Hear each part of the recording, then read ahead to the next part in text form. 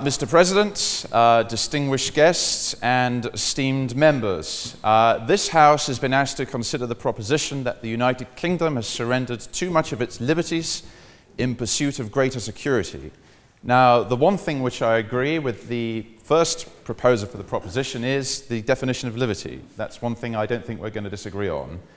But it's a great shame that Mr. Samuels can't remember back further than his own life, and that's the thing we're going to disagree on. Now, we have three speakers before us advancing the argument that we have surrendered too much of our liberties. The first, Harry Samuels, is a representative of a party I believe no longer to exist. They're called Liberal Democrats, and an aeon ago, before the land of dinosaurs and before the land of Neanderthals, there was such a thing called the Liberal Democrat Member of Parliament. Now, unfortunately, the Liberal Democrat Member of Parliament didn't survive the evolutionary race. Like all creatures, he was suffused with a genetic flaw, which in his case meant he had no spine.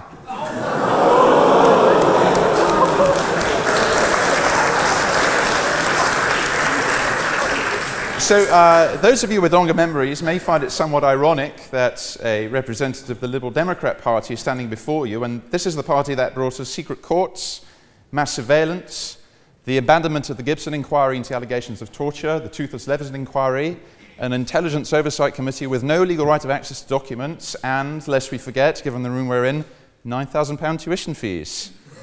Thank you, Mr. Samuels, but thank you very much for your contribution. Next up, we have Professor Leora Lazarus.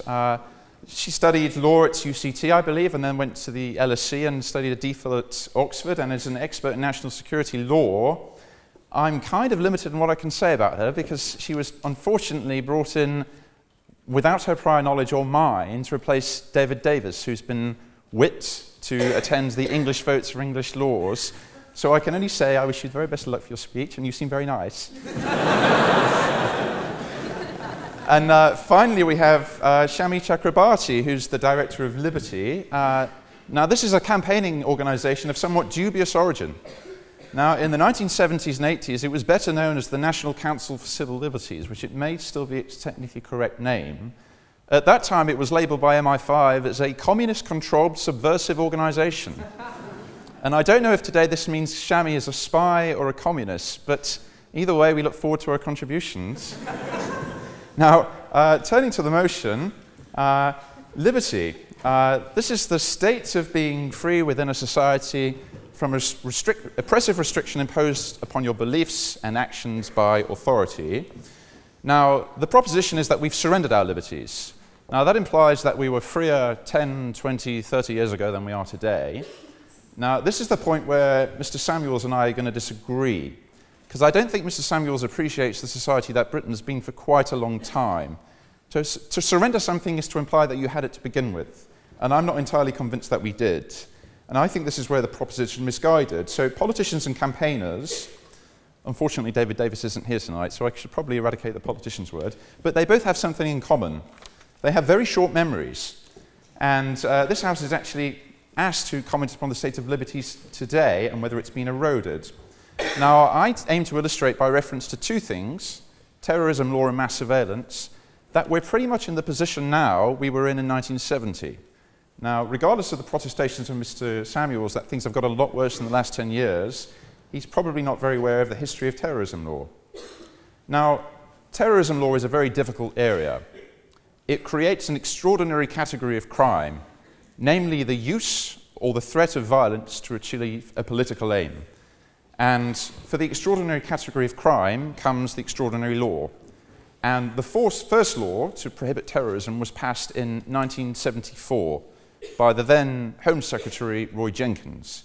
And it became the Prevention of Terrorism Temporary Provisions Act 1974. And it had within it three ingredients: prescription, exclusion, and internment. They may sound very familiar today to anybody who knows anything about modern terrorism law.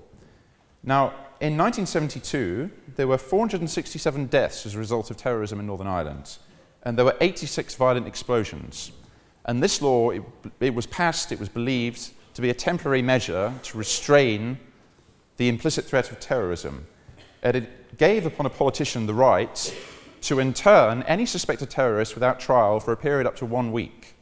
This is in 1974. This is something that Shami will realize is very familiar to today's environment. It gave the Home Secretary the right to exclude from the United Kingdom anybody suspected of being involved with terrorism, and it also created a prescribed list of terrorist organizations, which it was a criminal offense to be a member of. Now, this law, when it was passed in 1974, was only valid for 6 months, and it required constant revision by Parliament in order to continue to be valid. Now, although it was said at the time to be temporary, it was actually validated by Parliament every 6 months continuously for a period of 26 years, until the year 2000, when it became the Terrorism Act 2000. So the temporary provisions of 1974 became the permanent fixture of the Terrorism Act 2000, which preceded 9/11, and I don't agree with Mr. Samuels. This is not a new fixture in British public life. All of the ingredients that he today chastises about internment without trial, about prescription of organisations, about being excluded from the country, they are things we had 40 years ago as we have today. They're not new. They didn't arise 10 years ago. Now, surveillance has much the same characteristic. Some of you may recall, I'm sure you all probably read the newspapers, that a man called Edward Snowden made several disclosures 2 years ago now, in which he alleged that the UK and the US were embarking upon a joint surveillance system to intercept the communications of everybody in both of their countries. For the UK press and for Shami Chakrabarti, this was a supposedly totalitarian weapon, the purpose of which was to surveil and intimidate the country's own citizenry. Now, I realize this is a pretty young audience, but I'm going to ask you all to cast your minds back to a world that didn't exist too long ago, and that world is again 1970. Now, in 1970, all communications, be they post or e-communications, were provided by services provided by state-owned monopolies. We had the Royal Mail, and we had British Telecom. If you wanted to send a letter in 1970, in fact, if you wanted to send a letter 5 years ago, you submitted your correspondence to the state. The state took control of collecting it, transmitting it, and delivering it to its ultimate recipient. That was also true of telephones. So if you look back to 1970, you actually see the system that existed at the time was mass, indiscriminate collection by the state of everybody's correspondence. That's precisely what it is today. The only difference is today, the providers are private. They're not owned by the state anymore. So the difference is not actually as marked as Mr. Samuels says it will be. Now, Edward Snowden revealed the existence of a computer system called Tempora. Now, this was set up by GCHQ in order that all electronic communications could be stored, stored on a buffering system in a place called Butte, which nobody's been to. And just like Post, they would remain in the control of the state for a period of days, and if the security services decided they needed to open them, they would do. So if you look back to actually 1970, 1975, 1980, 1985, the system that existed for intercepting people's communications was one in which you handed a letter to the state took your letter, the Home Secretary then gave a warrant as to whether or not it ought to be opened. Of course. The entire speech seems to be predicated upon the assumption that status quo is somewhat comparable with the 1970s. So your whole case would fall if I claim that by 1970s, UK has already surrendered too much liberty. Would you not agree that is indeed the case and a fundamental flaw?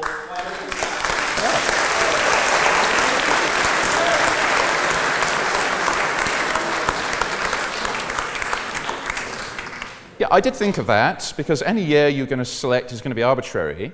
But if you go back much further than 1970, in lieu of interception of your domestic population's correspondence, what you have is the remnants of empire. You have the suppression of the Mau Mau rebellion. You have an RAF base in Aden. So you externalized a lot of the costs of what the British state used to be.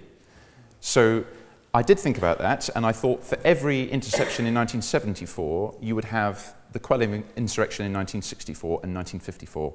And I think that's a perfectly legitimate criticism, except the only thing I would say is all of the costs to the British state were externalized when they had an empire. And when they got rid of it, they had to deal with them all on their own territory.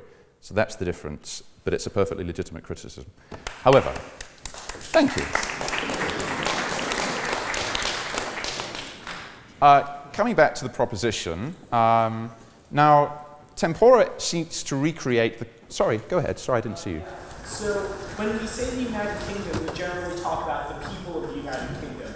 And when they form together to join a government, we all, as Rousseau and Locke say, we surrender a part of our liberty in order to form this great government.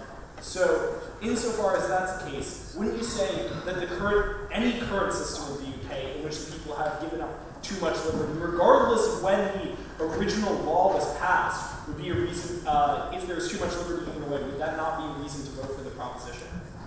So what you're saying is there an objective standard of liberty against which an elected government has to be measured. That's a fair argument, but I would say that the proposition has been worded in such a way that it's looking at a historical development of the question of liberty. So have we got more liberty or less liberty now than we had 30 years ago? For that reason, I think it's going to scupper, because if you look at the history of surveillance in the United Kingdom, it's pretty much the same today as it was 30 years ago, except the technological means of doing it have changed. Indeed. Yeah.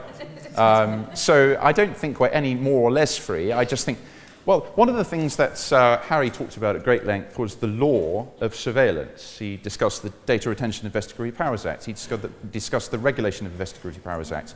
What he's probably not aware of is that Shami's organisation used to have as its director and legal officer two people by the name of Patricia Hewitt and Harriet Harman. And there was a MI5 whistleblower in 1985 called Kathy Massiter, who came out and did a television documentary and said that MI5 files existed on both of these people, and that the reason they existed was because they were affiliated to Shami's organisation. And they attempted to bring a claim in the domestic courts and lost, and they went to the European Court of Human Rights and won. And one of the convention rights is that you have a right to privacy, and any interference with the right to privacy must be prescribed by the law. Now, after Harriet Harman and Patricia Hewitt won, they cut a deal with the government here not to proceed to a full hearing of the Grand Chamber in exchange for the domestic government passing law which placed the intelligence and security services on a statutory footing. Now, that's what led to the Security Services Act 1989 and the Intelligence Services Act 1994. And again, it was in breach of a convention right that led to the Regulation of Investigatory Powers Act. This is why I think Harry's slightly misguided, because he seems to think this is all new and these powers didn't exist before. What I'm saying to him is that they did exist before, they were simply run off the royal prerogative, and the only reason they were ever put on a statutory footing was to make them convention compliant. On a point of information? Of course, yes. Even if they existed before, does that make them any less bad?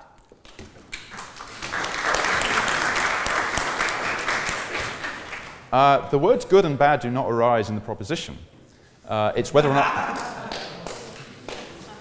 not we've surrendered liberties. You're not asked to make a normative judgment about whether or not you agree with what the government's doing. It's whether or not we're more or less free than we were 10 years ago. Sahil. Point of information. So doesn't your interpretation of the motion and your argument essentially penalize technological innovation? So what you're saying is these new technologies didn't exist in the 60s and 70s. We had state monopolies on these means of transportation, the means of communication.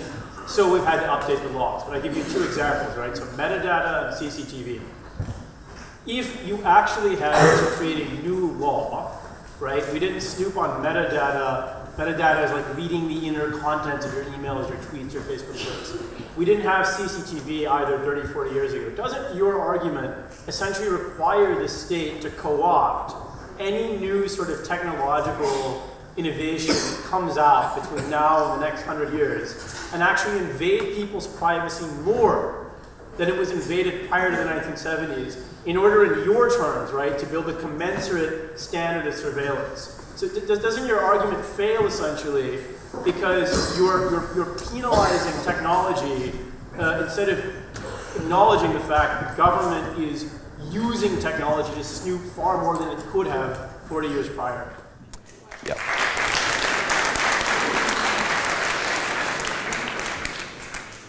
I did think of that as well. And the reality is, metadata 40 years ago was the outside of an envelope, which didn't tell you much. It told you who the addressee was. Metadata today is who sent what to whom at what time and where were they located. And that does provide the scope for abuse which the outside of an envelope didn't. Thank you, sir. And I'm not going to deny that. Those are the facts of life.